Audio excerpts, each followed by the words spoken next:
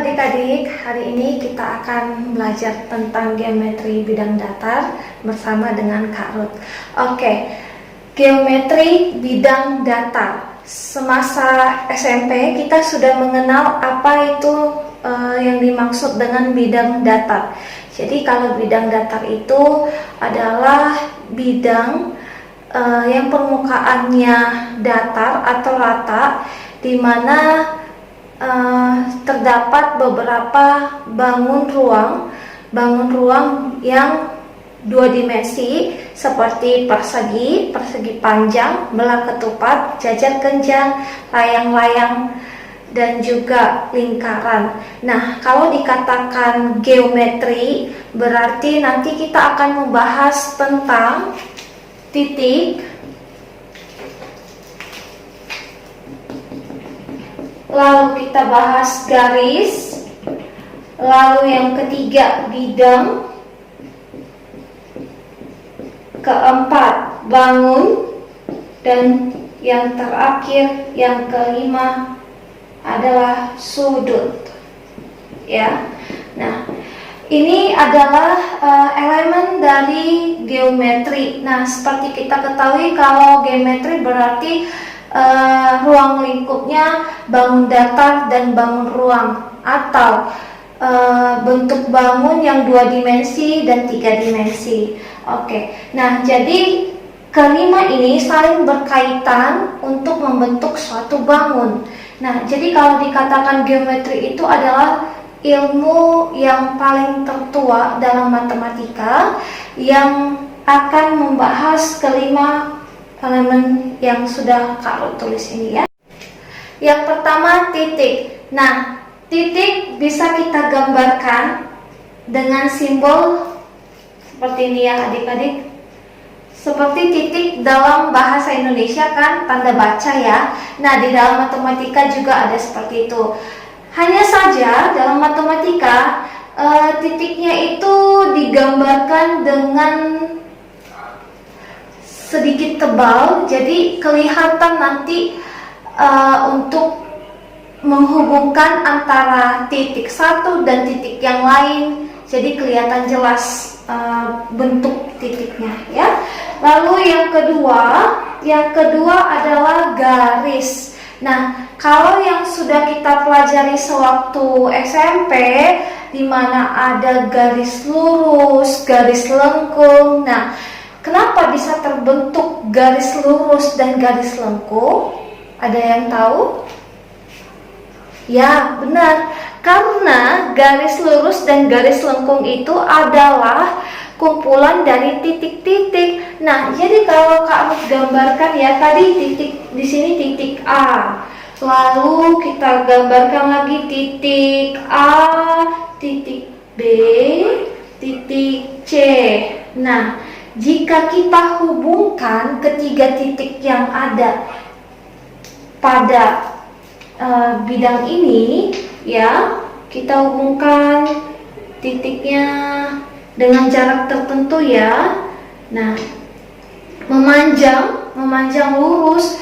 Nah, ini sudah dikatakan garis ya. Jadi untuk menghubungkan antara titik satu dan titik yang lain, apabila dia satu lintasan, maka dapat membentuk garis lurus. Tetapi kalau dia memiliki arah yang berbelok ke kiri atau ke kanan, lalu dia ke bawah, nah itu dapat membentuk garis lengkung. Nah, jadi kalau garis itu akan selalu memiliki arah, di mana arahnya bisa ke kanan dan juga ke kiri. Jadi kalau karakteristik garis itu selain tadi dia merupakan kumpulan titik-titik, dia memiliki dua arah, ke kiri dan ke kanan, yang ditandai oleh tanda panah. Oke? Nah, kurang lebih sama seperti garis bilangan ya. Oke, yang ketiga bidang. Sama seperti dengan garis tadi adalah kumpulan titik-titik, tetapi kalau bidang adalah kumpulan garis-garis, di mana kumpulan garis-garis akan membentuk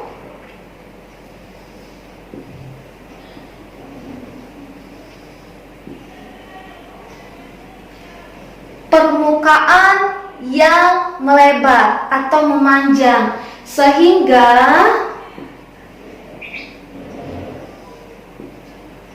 akan membentuk suatu daerah. Nah, daerah permukaan yang melebar tadi atau yang memanjang tadi, itulah yang kita katakan dengan bidang. Jadi, kalau yang kakak Ruth gambar ini, bidang yang kakak Ruth gambar ini kita sebutkan dengan bidang datar. Sama halnya seperti papan tulis yang kalian lihat yang di depan ya. Papan tulis ini adalah bidang datar ya. Bidang datar yang terdiri dari garis-garis lurus. Garis-garis lurusnya yang mana kalau? Nah, ini kalau kita gambar garis di sini, garis memanjang dari atas ke bawah. Nah, itu kan terdiri dari kumpulan garis-garis. Nah, areanya ini kalau misalnya kita gambar garisnya dari sini sampai nanti ke sini, ya, areanya itulah yang dimaksud dengan bidang, ya, bidang datar karena terdiri dari garis datar, ya. Oke, garis lurus. Oke. Lanjut, bangun. Bangun adalah garis-garis lurus yang saling berhubungan. Misalkan garis lurusnya ini Kak Ruth gambar ini A, ini B, ya. Lalu Kak Ruth gambar lagi garisnya C, dan ini garis D, titik D, oke. Lalu Kak Ruth gambar lagi garisnya dengan titik EF, ya. Lalu Kak Ruth lagi gambar garisnya satu lagi nih dengan titik GH. Nah, jadi kalau kumpulan garis-garis yang saling berhubungan dan membentuk suatu daerah bidang datar, itu akan membentuk suatu bangun datar juga. Nah, kalau kita lihat dari sini, ini namanya persegi panjang, ya, persegi panjang.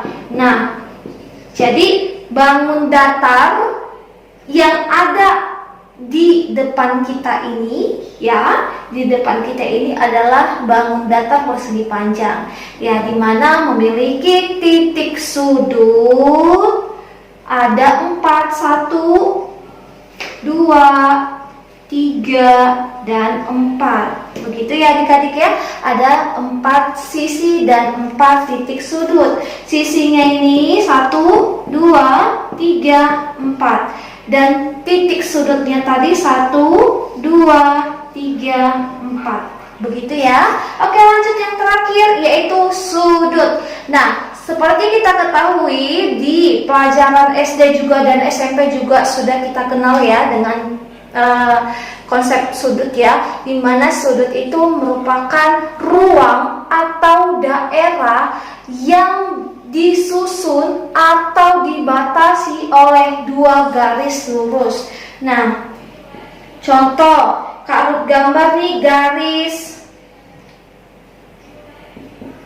AB ya, garis AB. Lalu Kak Ruth gambar lagi garis C ya. Ini kalau kita katakan garis AB ini, garis AB dan garis AC ya saling berpotongan, berpotongannya di sini.